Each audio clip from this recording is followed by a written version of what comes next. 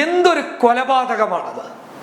സത്യം പറഞ്ഞു കഴിഞ്ഞാൽ ആ കൊലപാതക വാർത്ത കേട്ടപ്പോൾ ഉള്ളൊന്ന് പിടഞ്ഞുപോയി. ആ മനുഷ്യനോട് ചെയ്ത ക്രൂരതയുടെ കഥ കേട്ട് സത്യം പറഞ്ഞു കഴിഞ്ഞാൽ വല്ലാതെ വേദനിച്ചു പോയി. കാരണം എന്താണെന്ന് വെച്ചു കഴിഞ്ഞാൽ ആ രീതിയിലുള്ള ക്രൂരതയായിരുന്നു ഹരിദാസ് എന്ന തലശ്ശേരിയിലെ CPM-കാരനോട് RSSന്റെ സംഘപരിവാറിന്റെ ആക്രമണകാരികൾ ചെയ്തു കൂട്ടിയത്. ആ കൊലപാതകത്തിന്റെ ഞെട്ടിപ്പിക്കുന്ന വിവരങ്ങൾ പുറത്തു വരുമ്പോൾ ആരായാലും ഞെട്ടിപ്പോകും. ആ മനുഷ്യന്റെ മുട്ടിന് താഴെ ക്രൂരമായി വെട്ടിപ്പരിക്കേൽപ്പിച്ച് ആ ഭാഗം അങ്ങ് എടുത്തു കളഞ്ഞു എന്നുള്ളതാണ്. നോക്കുക, എന്തൊരു ക്രൂരതയാണിത്. ഇടതുപക്ഷത്തിന്റെ പ്രത്യയശാസ്ത്രത്തോട് കൂറു പുലർത്തി അല്ലെങ്കിൽ ആ പാർട്ടിയിൽ പ്രവർത്തിച്ചു എന്നതിന്റെ പേരിൽ മാത്രം ആക്രമിക്കപ്പെട്ടവരുടെ എണ്ണം ഈ വർഷത്തിൽ തന്നെ കൂടിക്കൂടി വരികയാണ്. ഇടതുപക്ഷത്തിന്റെ പ്രവർത്തകരാൽ കൊല ചെയ്യപ്പെട്ട ആളുകൾ ഇല്ല എന്നൊന്നും ഞാൻ പറയുന്നില്ല. പക്ഷേ ഇപ്പോൾ ഇടതുപക്ഷത്തിന്റെ പ്രവർത്തകർ വേട്ടയാടപ്പെടുകയാണ്.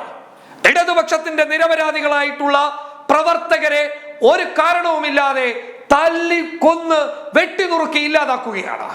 ഇടതുപക്ഷം സമാധാനത്തിന്റെ പാതയിലേക്ക് വന്നതുകൊണ്ടാണ് എന്ന് നിങ്ങൾ കരുതുന്നുണ്ട് എങ്കിൽ അത് ഈ നാടിനെ ഓർത്താണ്. കണ്ണൂരിൽ തിരിച്ചടി തരാൻ അവർക്ക് മണിക്കൂറുകളുടെ അല്ലെങ്കിൽ മിനിറ്റുകളുടെ ആവശ്യം മാത്രമേ ഉള്ളൂ. പാർട്ടി കേന്ദ്രമാണത്.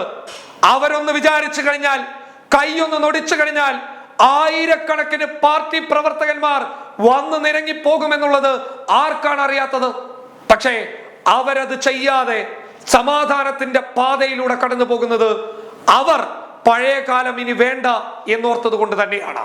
ആർക്കും ഇനി നഷ്ടങ്ങൾ ഉണ്ടാവാതിരിക്കട്ടെ എന്നതോർത്തത് കൊണ്ട് മാത്രമാണ്. ആ വിഷയത്തിൽ ഇടതുപക്ഷത്തിനോടൊപ്പം കട്ടക്ക് നിൽക്കുക തന്നെ ചെയ്യും. അക്കാര്യത്തിൽ ഒരു സംശയം വേണ്ട. ഹരിദാസിന്റെ പോസ്റ്റ്മോർട്ടം കഴിഞ്ഞിരിക്കുകയാണ്. റിപ്പോർട്ടുകളൊക്കെ ഞെട്ടിപ്പിക്കുന്നതാണ്. 20 വെട്ടുകളാണ് വെട്ടിയത്. 20 വെട്ടുകൾ വളരെ ക്രൂരമായി, മൃഗീയമായി ആ മനുഷ്യന്റെ ശരീരത്തിൽ നിങ്ങൾ വെട്ടിയിട്ടുണ്ട്. കാല് മുറിച്ചു മാറ്റി എന്ന് പറയുന്നത് എത്ര വലിയ ക്രൂരതയാണ് സുഹൃത്തുക്കളെ. എന്നിട്ടാണ് ഈ സംഘപരിവാറിന്റെ RSSന്റെ BJPയുടെ പ്രവർത്തകരൊക്കെ നടു റോഡിൽ ഇറങ്ങിയിട്ട് പറയുന്നത് തങ്ങളുടെ പ്രവർത്തകരെ വെട്ടിയിട്ടില്ലാതാക്കിയിരിക്കുന്നു, കൊന്നു കളഞ്ഞിരിക്കുന്നു, കേന്ദ്ര അന്വേഷണ ഏജൻസികളൊക്കെ വന്നിട്ട് കേസ് അന്വേഷിക്കണം എന്നുള്ളത്. നോക്കുക, ഇടതുപക്ഷം സമാധാനത്തിന്റെ പാതയിൽ പോകുന്നത് ഈ നാടിന് വേണ്ടിയിട്ടാണ് എന്നുള്ളത് ഞാൻ എടുത്തു പറയാൻ ആഗ്രഹിക്കുകയാണ്. ഇപ്പോഴും പറയുന്നു, ഇടതുപക്ഷക്കാരനല്ല. എനിക്കങ്ങനെ വ്യക്തമായ രാഷ്ട്രീയ പാർട്ടികളോട് കൂറു പുലർത്തുന്ന ഒരാളുമല്ല. ഇരകളാക്കപ്പെട്ടവരുടെ കൂടെ നിൽക്കുന്ന രാഷ്ട്രീയ മനോഭാവമുള്ളത് കൊണ്ട് തന്നെയാണ് ഇടതുപക്ഷത്തോടൊപ്പം നിൽക്കുന്നുള്ളത്. ആ ക്രൂരതയുടെ ഞെട്ടിപ്പിക്കുന്ന വിവരങ്ങൾ പുറത്തു വരുമ്പോൾ സത്യം പറഞ്ഞു കഴിഞ്ഞാൽ നല്ല സങ്കടമുണ്ട്. നിരവധി പാർട്ടി പ്രവർത്തകരെയാണ് ഈ അടുത്ത കാലത്ത് കാരണങ്ങളില്ലാതെ ക്രൂരമായി, മൃഗീയമായി കൊന്നുകളഞ്ഞിട്ടുള്ളത്. അപ്പോഴും ഇടതുപക്ഷം സ്വീകരിച്ച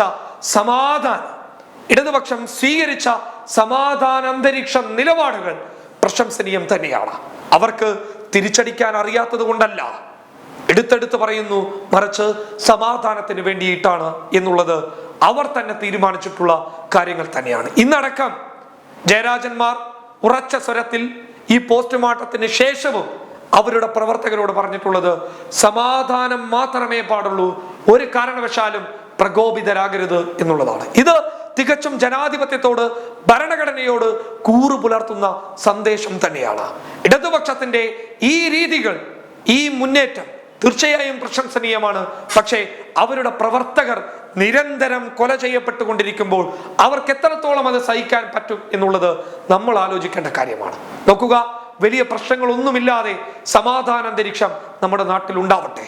പക്ഷേ ഒരു കാര്യം പറയാം, ഹരിദാസിനെ കൊന്ന് ഇല്ലാതാക്കിയ ആളുകൾ വളരെ മൃഗീയമായിട്ട് തന്നെയാണ് ആ കൊലപാതകം ചെയ്തിട്ടുള്ളത്. വിഷയത്തിൽ RSSും BJPയും പറയുന്നു തങ്ങൾക്കൊരു ബന്ധവുമില്ല എന്ന്. പിന്നെ ആരാണ് എന്നുള്ളത് നമുക്ക് തന്നെ അവർക്ക് പഠിപ്പിച്ചു കൊടുക്കാം. കാരണം ഇപ്പോൾ 4 പേരെ പോലീസ് കസ്റ്റഡിയിൽ എടുത്തിട്ടുണ്ട്. അവിടെ ഒരു കൗൺസിലർ വളരെ പ്രകോപനപരമായി പ്രസംഗം നടത്തിയിട്ടുണ്ട്. അതിന്റെ വീഡിയോ ഒക്കെ പുറത്തു വന്നതുമാണ്.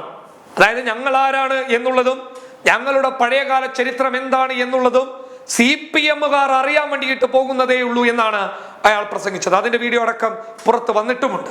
അതുകൊണ്ട് തന്നെ അധികം കവല പ്രസംഗം നടത്തിയിട്ട് നിങ്ങൾ അങ്ങനെ നല്ലവരാകാൻ വേണ്ടിയിട്ട് നോക്കേണ്ടതില്ല. എന്തായാലും ഇപ്പോൾ കസ്റ്റഡിയിലായിട്ടുള്ള 4 പേർക്കും കൃത്യമായ സംഘപരിവാർ ബന്ധമുണ്ട് എന്നുള്ളതാണ് ഇപ്പോൾ ലഭിക്കുന്ന റിപ്പോർട്ടുകൾ വ്യക്തമാക്കുന്നത്. കൂടുതൽ വിവരങ്ങളുമായി ഉടൻ നിങ്ങളിലേക്ക് എത്തും. News desk public Kerala.